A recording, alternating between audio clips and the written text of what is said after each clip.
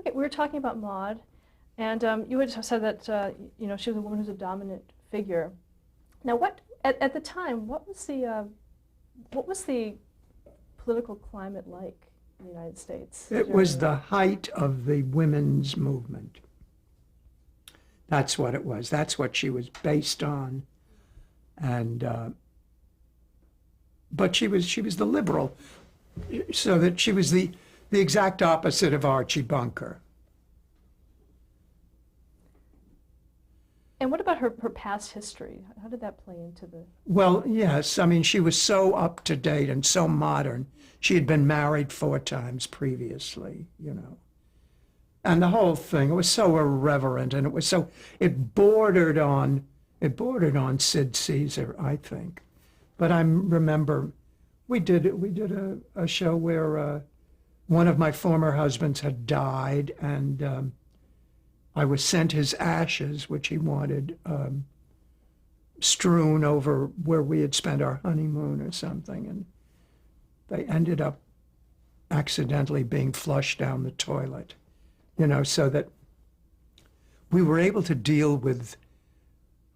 Walter had a 50th birthday, and he was so upset about growing old, but as I gave him the greatest gift anybody could have.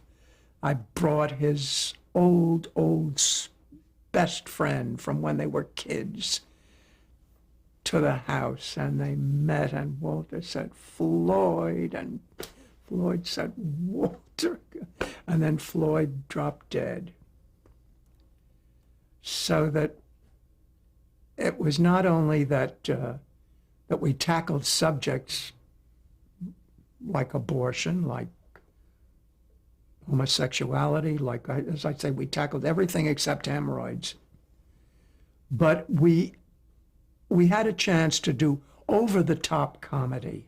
I mean, really, really extraordinary comedy, not just, you know, funny lines coming out of people's mouths. Am I making sense? Absolutely. What about the realism of it? The what? The realism. How did you keep it real? Because there was a real quality to it. I think the fact that we were all theater actors, Bill Macy and Connie, and certainly Rue, we all came from New York theater. So that, and Hal had worked in theater. And we were not 18 years old. I mean, we were all adults, you know. Now, how did the audiences respond to the program? Oh, they adored it. They adored it. It's amazing. I mean, even babies, children, young people adored it. What kind of fan mail did you get? What? What kind of fan mail did you get? Oh, great fan mail. I mean, they just loved it. They loved it. Of course, the abortion script brought a lot of, not hate mail. I must say it wasn't hate mail. It was mail from people who genuinely were so anti-abortion on religious grounds or whatever. But they were thinking people. And we didn't get junk mail. And of course, we got congratulatory mail from all the various subjects that we were tackling. Okay, let's talk about some of those subjects. You had brought up the abortion episode. We did it in 2 parts. Now, how did you first hear that you were going to be doing that episode? How did I hear about it? Yeah, were you asked, or were you given the script? Or I was never asked, and I never came up with a story idea. Actually, the only story idea I ever came up with was the facelift, because I looked in the mirror one day and I thought, hey, let's do a thing on facelift. I don't know. I guess Norman is responsible for all of that, because we tackled so many. Nothing had ever been done before. I remember there was a cover of Time magazine.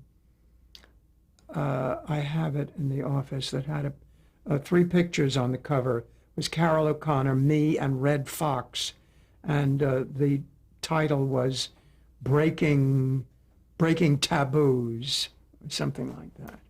So that none of this had ever been, we're talking about Leave It to Beaver and, the Donna Reed show. This was, of course, Marlo Thomas had done That Girl, but that was, I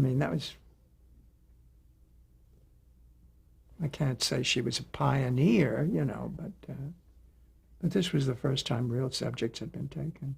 Did you ever have any reluctance to tackle some of those subjects? No. No, the only thing I was ever reluctant to tackle was a thing we did on Golden Girls about raising minks for fur, which we couldn't get out of. I remember I was horrified. Now back on Maude, there's you had mentioned the facelift episode called Stitch in Time. Now, Yes. Now for that episode, in the episode you had a facelift, but you didn't in real life? No, I had gone. I told Norman about this, but no, I had gone to see a doctor who said no, I wasn't ready. But it was such a terrific idea, And I remember, oh God, I couldn't say son of a bitch. I had to say son of a witch. That's how, talking about the program's practices, the censors, I forget what it was. I had seen someone who looked beautiful. Oh God, it all kind of, I'm trying to think. But I couldn't say son of a bitch. I think didn't you, in Walter's heart attack, was there a line that you were able to say that? What about his heart attack? Wasn't there a line in that teleplay that you did say it? No, No? I never did. I couldn't do it with that. Okay. Years later, with Golden Girls, we were able to say many more things. I remember poor Norman dealing with the censor saying, well, if I give you one, goddamn, can I then have, Another episode was Life of the Party, where Walter is an alcoholic. Oh, yes. Any memories of that? What about it? Any memories of that program? Well, it was extraordinary. I remember it opened. I woke up and I was in bed with Conrad Bain, which was, because we had all been drinking the night before. Okay, and then a real tour de force was Maude and the Psychiatrist. Can you talk a little bit about that? How did that come about? Well, it was Norman's idea, and most of them were Norman's ideas, I guess. It was the first time it had ever been done. Can you describe that show for someone who's never seen it?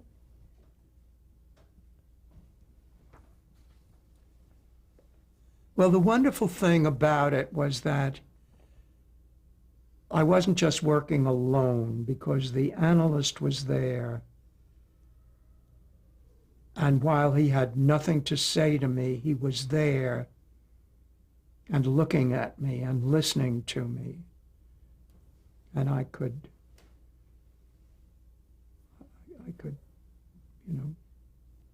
use him as a sounding board. Am I making sense? Yeah, so there was actually somebody off camera. Oh, yes, he was there. He was there. Who was it? Oh, he's no longer with us. Gene not Reynolds. I've even forgotten his name, and he was quite a friend. He's no longer with us. I just saw him on an old Maude that I think I saw yesterday at 4:30 in the morning, where, oh yes, Norman wanted to sell the business and the house and move to the North Woods. And Gene played someone who came to buy the house. It was quite wonderful. Okay, but back to the Modern Psychiatrist episode itself. Did you have any reservations about doing something like that? No. Oh, no. Why do you ask that? Because it was really groundbreaking in a way. I mean, to be on camera, that close, for the whole episode. No, but as long as I knew what I was doing and it made sense to me and it was truthful, and it was,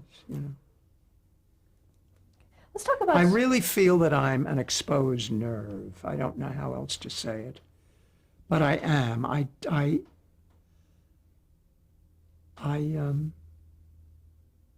I'm moved by everything, by music, by this show that I'm working on now. I mean, there's certain songs I do in it that I just affect me so. I'm sorry, I'm changing the subject. Does that make it more difficult for you as an actor? No, it becomes easy to show emotion because I don't have to work for it. I mean, if something strikes me funny, I can't stop laughing. I get hysterical. And if something strikes me as being sad, I go into deep depressions. Back to Maude. Do you have a favorite episode of Maude? Of Maude, I think my favorite is, well, there are a couple. The one we did, it was just the two of us, Bill and I, in a script that Schiller and Weisskopf wrote called The Convention, where I think, I don't know, we were going to a convention of appliance dealers. I don't know whether he was to get the coveted Tucky Award as Businessman of the Year. But again, we were in this hotel room, and I started bitching about being a woman and not, I had a little nameplate that says, "Hello, I'm Maude Findlay." And that sent me into absolute anger that I was so belittled. And I remember talking to him about it. He said, "Please get dressed, put your dress on, we have to go, the thing is starting." And I was saying, "I'm a woman, and I want to work. I want to work where that's meaningful and that make money." And he said, "I'll give you $5 to put on your dress." I mean, it was so real and so bizarre and so over the top. We just did wonderfully funny things, all that were based on some kind of reality. Do you have a least favorite episode? My least favorite? Oh, yeah, I've kind of forgotten about those. Oh, yeah, there was like one the other morning at 4:30. I realized what it was and I turned it off and went back to sleep. Walter was learning to play the organ, which I thought was, so stupid, But we had to do a show a week. Okay, let's talk about your co-stars, starting with Bill Macy. What about Bill? Can you give us a description personally and professionally of Bill?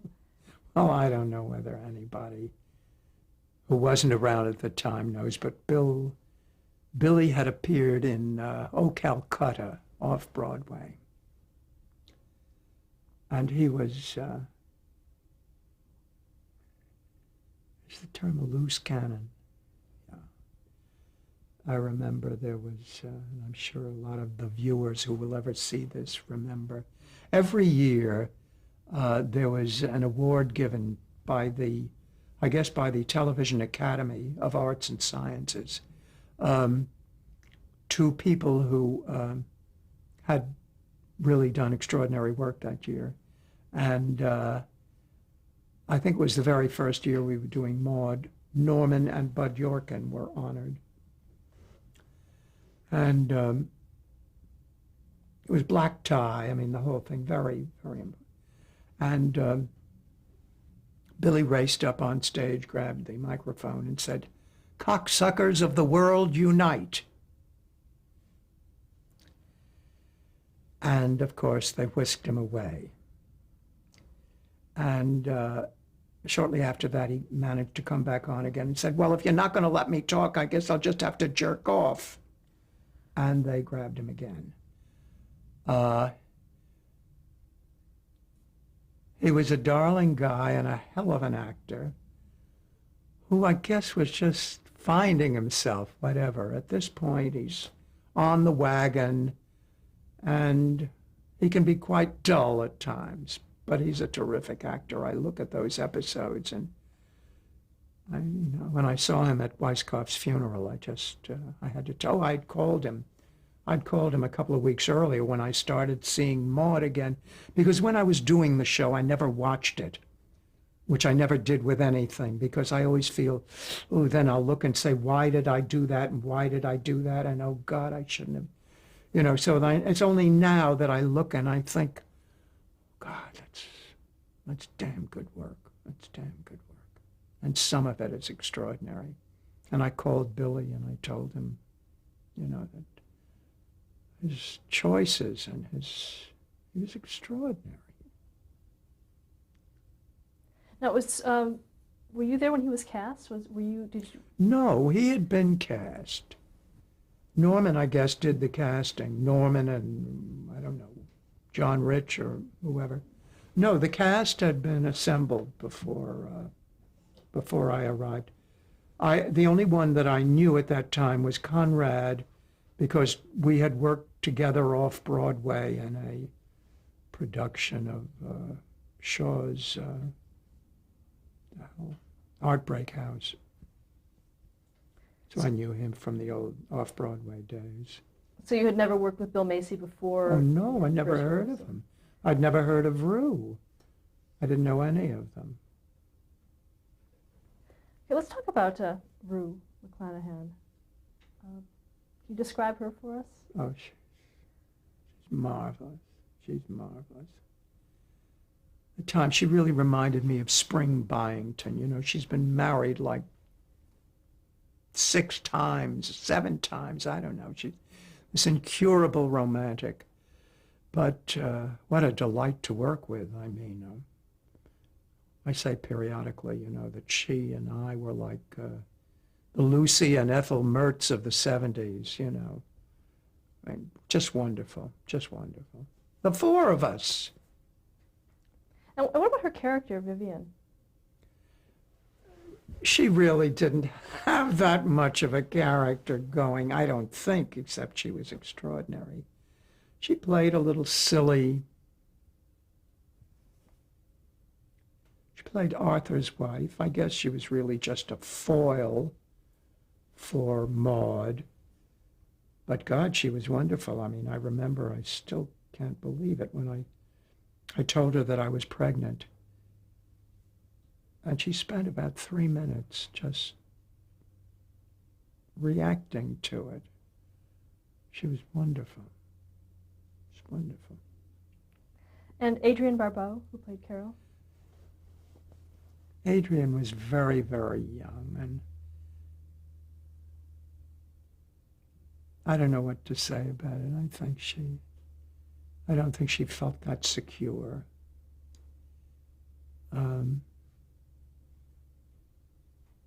I loved her. I mean, she's a lovely, lovely girl, but I don't know. I wish it started out when we did the pilot or whatever. We had somebody named Marcia, I forget her last name, who was sort of like me. I mean, she had a mouth. So there was a real give and take. I think when Adrienne came, they softened the character. I wish it had been the other way, but she was lovely, and we were just a big family. I mean, it was real family. And Conrad Bain. What about Connie? What about him? Oh, I think he's one of the best actors we have. He's extraordinary. He's extraordinary. He can do anything, anything. What about his character, Arthur Harmon? Again, he was sort of the fool, who was there so we could bounce lines off him, But he invested it with so much truth and belief, Also, it was Norman's way of making digs at the whole medical profession, the fact that they played golf on Wednesdays, and that kind of thing. And Esther Roll played Florida. Esther, who is no longer with us. I don't know what you want me to say, because I really feel that Esther was totally out of her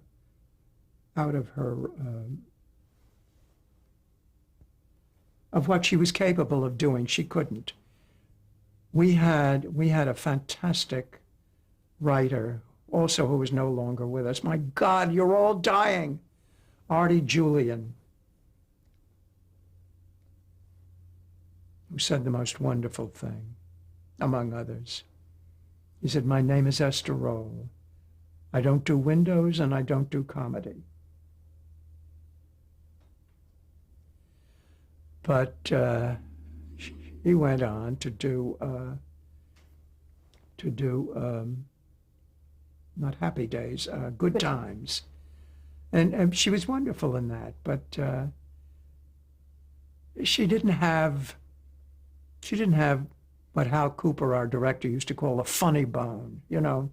She didn't quite know how to. She didn't have the lightness to carry it off. She was. She was an actress, and she was a black actress, and that had its own baggage, to contend with. Now, why did she leave the show in '74? Was it too? She left because Norman gave her Good Times. Okay, and then she was replaced by Hermione Baddeley, who was fabulous, fabulous. She, of course, and again, she came from theater, and she came from musical review. She was a seasoned performer. Let's talk a little bit about Maud and Walter's relationship. Was there a sort of an underlying philosophy? I loved it. I don't know how they arrived at it, but I was always the dominant one. Except when things got too harried, he would say, "Maud, sit." And I would sit. Norman would always explain it like a ferocious German shepherd who has been trained, Now, was he based on anyone that you knew of? I don't know. I don't think so. Possibly, but I don't know. I think he was just there for me to hurl funny things at. God, he was good. And also on that show, you had a bit of a catchphrase that actually... Well, I came with that. That was part of my life. You mean God will get you for that. Norman heard it and loved it, and so we used it constantly. Where'd it come from? I don't know. It seems to me I'd always said it all my life. When someone told a bad joke or something, I would always say, "God will get you for that." Why do you think the show was so popular?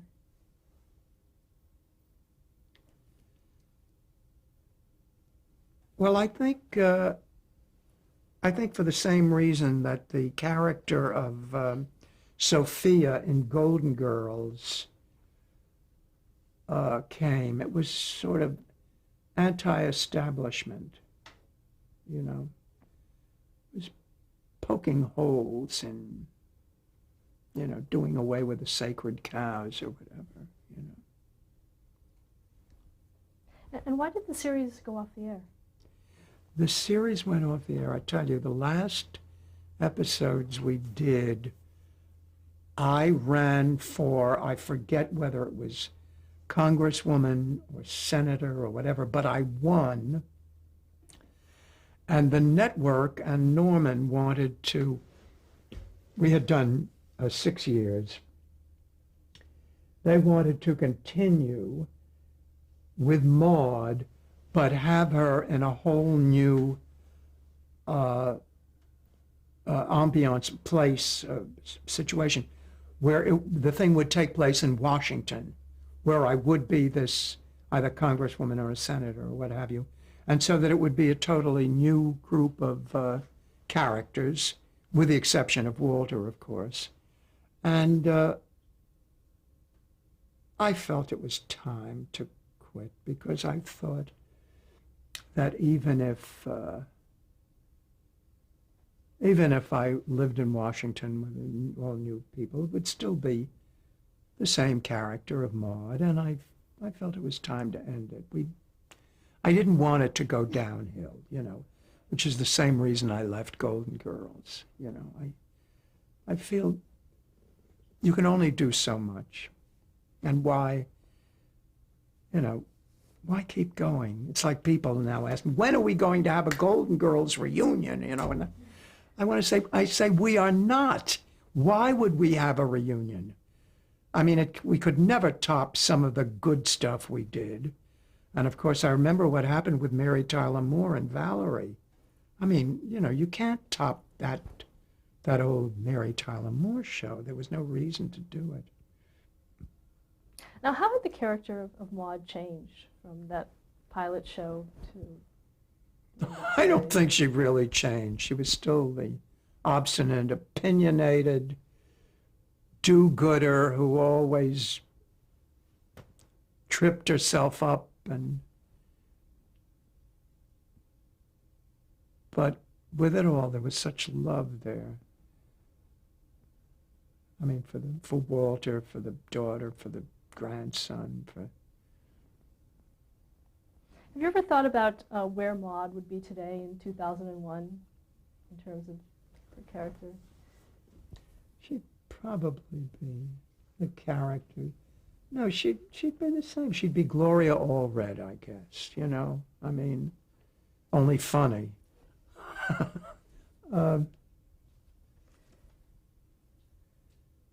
No, the woman's movement is over. I mean, we've hit it. We've done it.